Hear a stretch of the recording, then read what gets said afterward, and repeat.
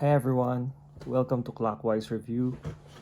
Just part two of our Tudor Ranger review. The first part was the unboxing.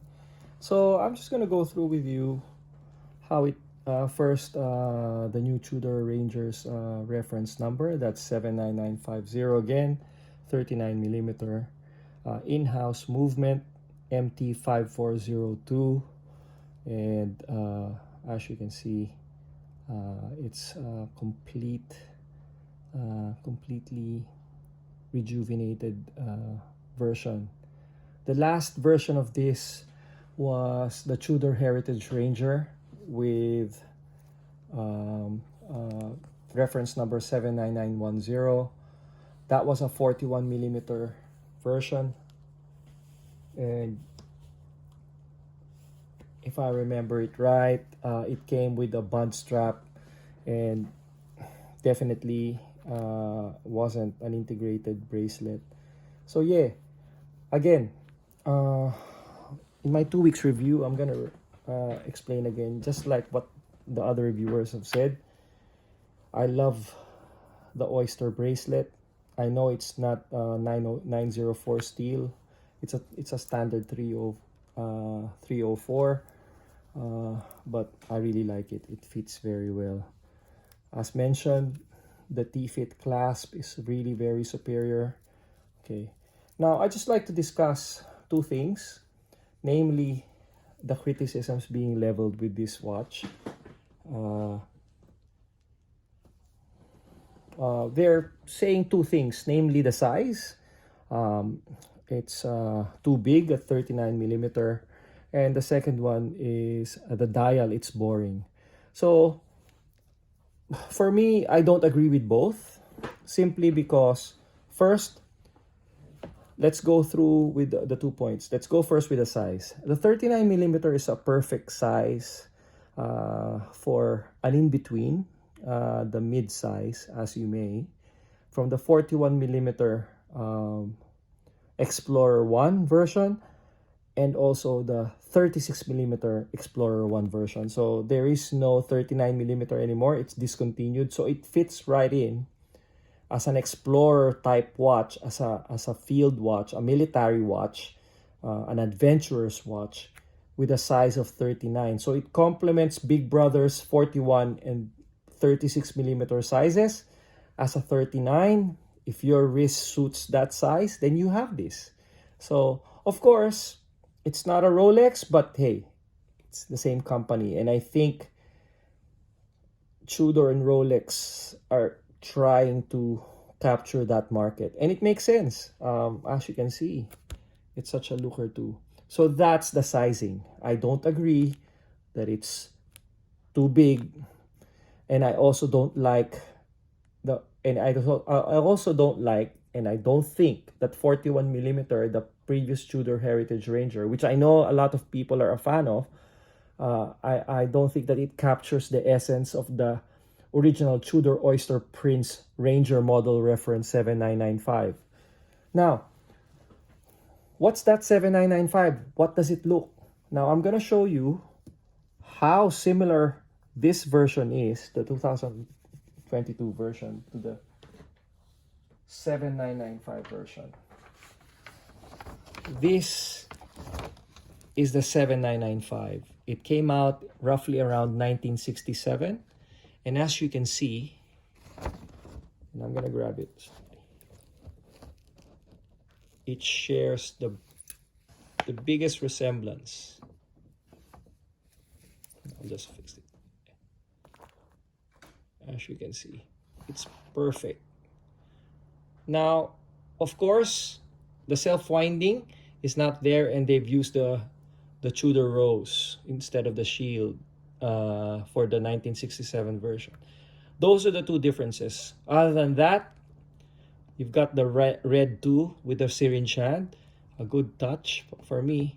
It's an improvement for the 2022. So, combine that with an improved movement, and you have a far superior version. So this is really and I'm just going to repeat it again. The 2022 Tudor Ranger model 79950 is actually paying tribute to the reference number 7995. Okay? So forget about that oversized 41 millimeter. This is closer to the 1967 model, the Tudor Oyster Prince 7995. Because I believe that needs to be cleared up in a review. That's really what this version is paying tribute to, the 1967 version. Now, the Tudor Heritage Ranger that came out in 2014, reference 79910, it's a nice Tudor. I'm not having a go at it. If you have it, congratulations. That's a great watch. But it's another bigger version. It's the 41 millimeter is harping towards the trend of oversized watches. For a Tudor Ranger that started at 34 millimeter, the 7995 is 34 millimeter. It's not 36. So as other reviewers have said, it's actually 34 millimeter. At 41, that's oversized. At 39, yes, it's still big, but it will fit more wrists, more contemporary wrist that way. So that's my take on the size. Okay. Now, another thing that I'd like to clarify is the history about the criticism that, hey, this is not what they used in the British North Greenland expedition anyway. They used the Tudor Oyster Prince 7809, the pre-Ranger. But that's always been the style of Hans Wilsdorf. Remember, the Explorer 1 was also not the watch used in Mount Everest. They also used the pre-Explorer 1. As a matter of fact, the pre-Explorer reference number 6098 in 1953 is the watch that Sir Edmund Hillary used to summit Mount Everest. So this is not entirely new for Rolex and Tudor to do that, for Mr. Hans Wilsdorf to do that. He uses a pre-release model, a previous model, to test it out. And then after summiting Mount Everest, they came up with the Rolex Explorer 1 6350. Similar on a later date for the Tudor pre-Ranger, when the expedition to the British North Greenland happened, Hans Wilsdorf, on his master promotional and marketing move, gave the explorers Tudor Oyster Prince reference number 7809. Again, a pre-Ranger, similar to what he did with Sir Edmund Hillary. And then after that BNGE, the expedition, he then came out with the Tudor Oyster Prince Ranger model reference 7995 in 1967, roughly. There could be, but the current shape, this one, the one that it's paying tribute to. So it's a style of Rolex and Tudor. It's a style of Mr. Wilsdorf to do that, a pre-release model, which he based the new models at.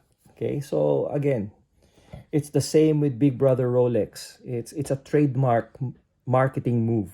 Okay, so just to clear that out. Okay, you can check the references. Now, I'd like to reiterate another thing too that clear criticism is about so plain. Well, that's what a field watch is. My opinion on that, and of course everybody's got opinions, right? My opinion for a very good military watch or a field watch is it's simple, it's legible. And that's what this gives you. A solid arrow hand, hour hand, a solid baton, minute hand, and a syringe hand that's, very legible. Numbers are very legible. No indices to get to provide any additional distraction. It's a pure military functional adventure watch / adventure watch. explorer's watch, similar to the Explorer 1. Non-complicated, ready for the tough outdoors. That's what it stands for. If you're looking for complications, then you're not looking for a field watch. That's how I look at it. That's just my approach on that, and that's everybody's got opinions on that, but that's how I look at it, and that's why I bought it.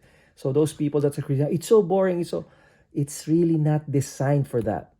You've got other watches. You can go the Black Bay Pro for that. You can get the other Black Bays. That's what Tudor has for you. This is a different line to complement the complete package of Tudor.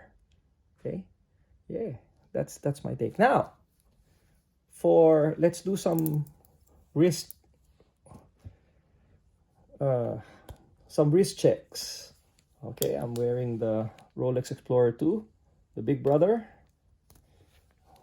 And let's try this on the wrist now. Let's try the Tudor Ranger. At 39, it's perfect. And with a T-fit clasp, easily adjustable.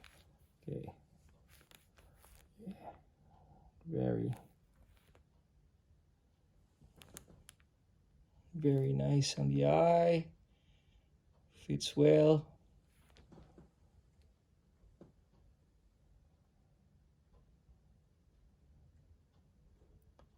.47 lug to lug, if I remember it right.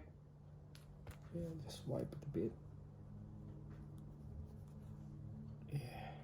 Beautiful.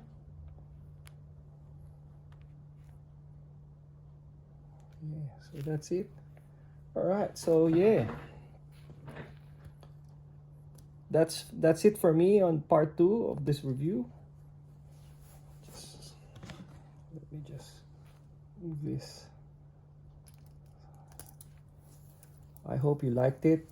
My review of the Tudor Ranger 79950-0001 stainless steel band. Please like and subscribe. I'm new, but I'll give you more reviews. I've got some friends that are gonna share. I'm gonna review some of my watches too. So like and subscribe. We'll try to make more content. And just like you, I'm just another watch nerd. And see you soon. Thanks for watching.